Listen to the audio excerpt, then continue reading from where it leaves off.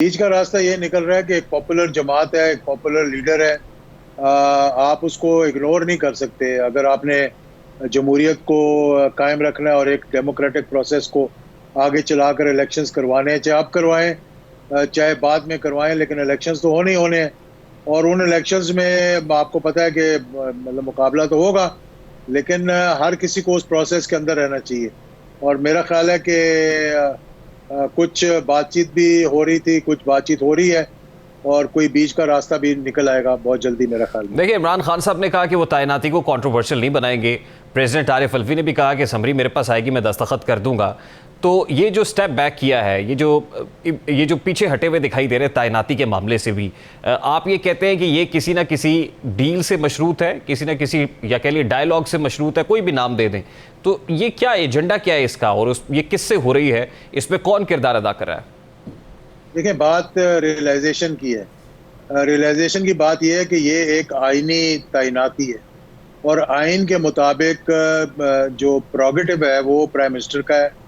और मतलब वो मशवरा जिससे मर्जी करें, लेकिन इसका तमाशा ना बनाएं, जिस तरह के मौजूदा सूरत हाल में बनाया हुआ है कि लंदन यात्रा हो रही है और वापस आ रहे हैं और फिर जा रहे हैं, और एयरपोर्ट से वापस जा रहे हैं।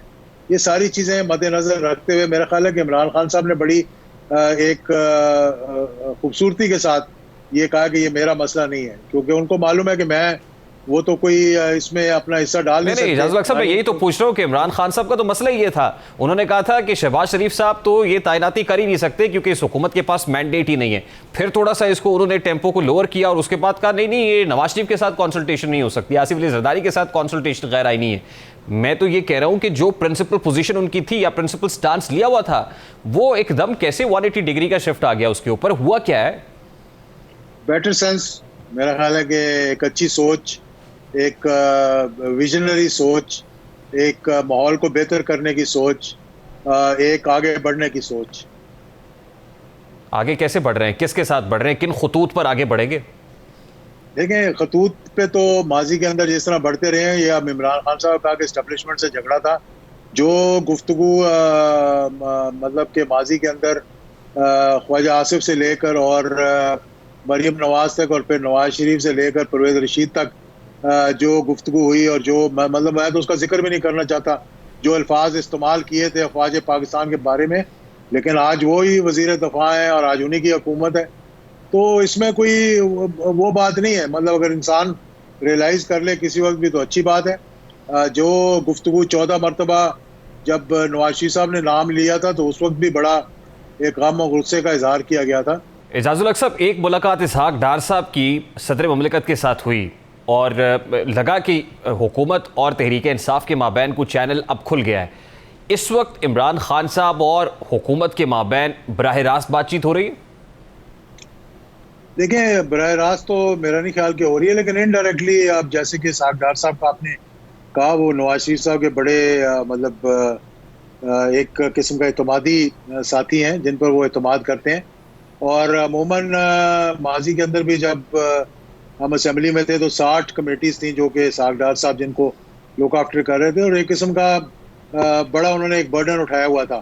तो उसी सिलसिले में मेरा ख्याल है कि उन्होंने प्रेसिडेंट से मुलाकात की है, कोई बीच का रास्ता निकालने के लिए। और वो एक समझदार सुलझे हुए इंसान है। मेरे ख्याल में वो समझते होंगे कि इस वक्त जो मईशत की हालत है, जो मुल्क का इस वक्त जो जो इकॉनमी हमारी जिस तरह से नीचे की तरफ जा रही है और बाकी मामलात जा रहे हैं, इसमें से बेहतरी का हल यही है कि कोई ना कोई रास्ता निकाला जाए। और अगर जो सेंसिबल पॉलिटिशियंस हैं, जो जिद नहीं कर रहे, जो अपनी अना को पाकिस्तान से बालातर नहीं समझ रहे, उनको सबको यही सोच होनी चाहिए उनकी। देखिए, अब ये तो सबको पता है, इसहाक डार साहब नवाज शरीफ के रिप्रेजेंटेटिव है, और इमरान खान साहब ने नवाज शरीफ साहब के बारे में ये कहा कि वो इलेक्शंस नहीं होने देना चाहते, वो एक बहुत बड़ी रुकावट है।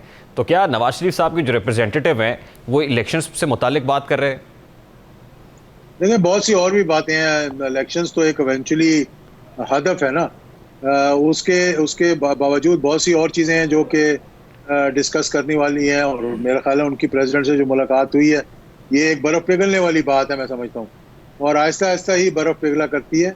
बेहतर है कि ये आपस में कोई मामला तय कर ले, बजाय इसके कि कोई राहील शरीफ साहब वाला या काकड़ साहब वाला फार्मूला बीच में लाया जाए और फिर चीज़ें जो हैं वो पॉलिटिशियंस के से बाहर बाहर जो है वो फैसले होने शुरू हो नहीं, ये बड़ी अच्छी बात है वो, क्योंकि रिसेंट तो राहील शरीफ वाला मामला ही है ना।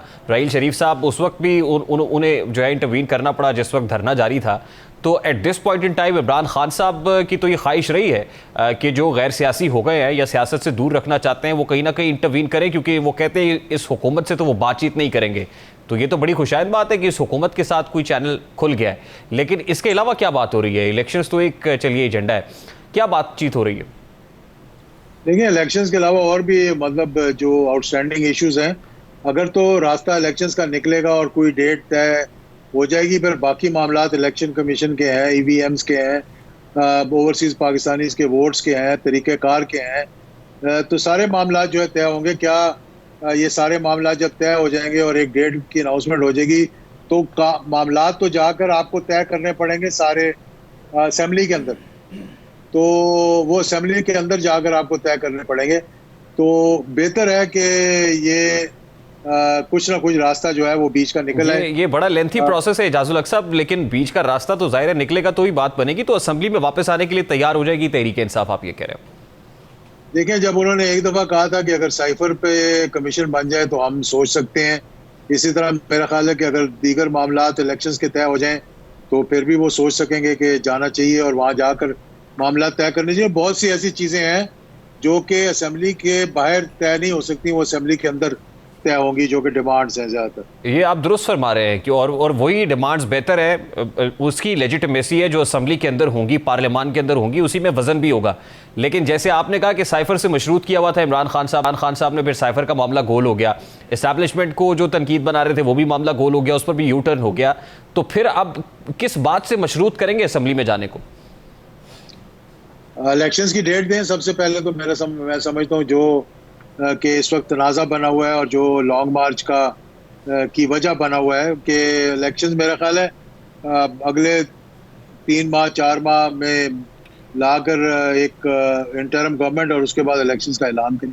देखिए, इस हुकूमत की मुद्दत तो अगले बरस अगस्त में मुकम्मल होनी है इजाजुल हक साहब। तो अभी आपको ये देखिए जो प्रोसेस है ये भी बड़ा लेंथी प्रोसेस है। जो अर्ली इलेक्शंस वाली डिमांड है वो तो फिर मीट नहीं होगी। तो इसका मतलब ये है कि वो सेफ एग्जिट ही है, ये सेफ पैसेज है जो इस वक्त तहरीक इंसाफ को मिल सकता है।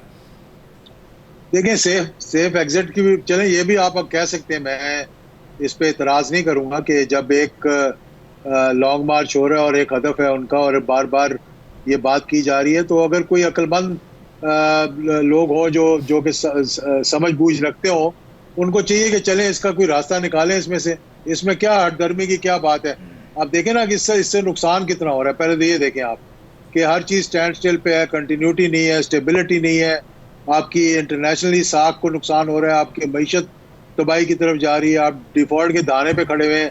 हालांकि एहसन इकबाल साहब ने कहा कि डिफॉल्ट का कोई वो नहीं नजर आ रहा, लेकिन इसहाक डार साहब ने कहा है कि पाकिस्तान कभी डिफॉल्ट नहीं हुआ और अब भी नहीं करेगा इंशाल्लाह। हाँ, तो फिर ये पेमेंट्स कैसे करेंगे? जरा मुझे समझा देना जरा। 21 बिलियन डॉलर की जो पेमेंट्स आ रही हैं, ये किस तरह की जाएंगी? जब आपकी एक्सपोर्ट्स बंद हो गई हैं, आपकी इंपोर्ट्स बढ़ती जा रही हैं, आपका मतलब दीगर मामला जो है वो तय नहीं हो रहे, आपकी मईशत जो है, आपकी इंडस्ट्री जो है वो बिल्कुल तो इजाजुल हक साहब, अगर वाकई ये सैनिटी प्रिवेल कर रही है और इमरान खान साहब भी कन्विंस हो गए हैं कि नहीं ये मामलात को आगे लेकर चलना चाहिए, तो ये जो 26 नवंबर को रावलपिंडी आ रहे हैं, ये रावलपिंडी आके क्या करेंगे? उससे पहले मामलात अगर तय हो गए तो अच्छी बात नहीं है। रावलपिंडी आने की जरूरत नहीं पड़ेगी? फिर जरूरत नहीं पड़ेगी इंशाल्लाह।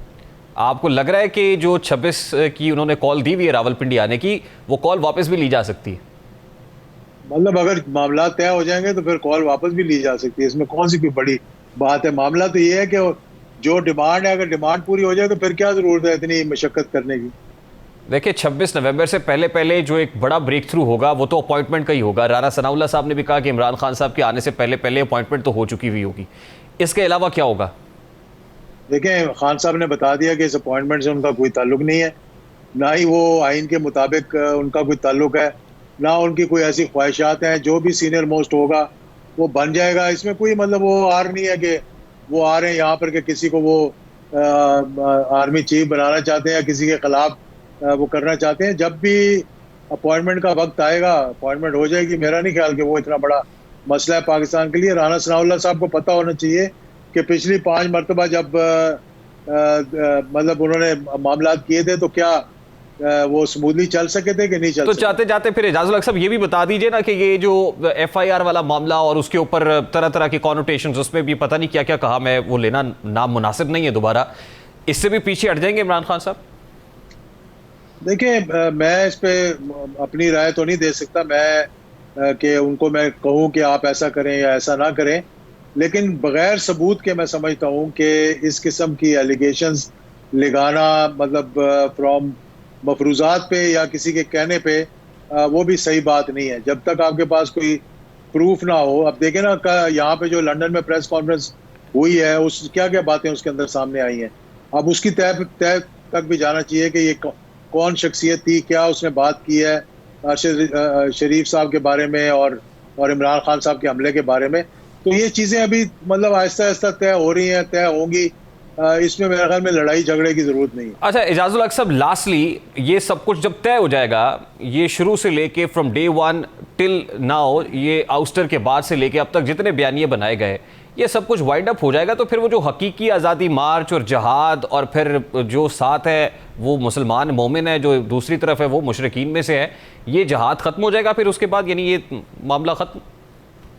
जहाद कोई तलवार के साथ तो नहीं लड़ रहे थे या बंदूक के साथ। जहाद तो एक जद्दोजहद का नाम है जो हमेशा जारी रहती है। हर शख्स की अपने नफ्स के साथ आप जहाद कर रहे हो। लेकिन ये जहाद लैंड करता हुआ नजर आ रहा है ना बड़ी जल्दी।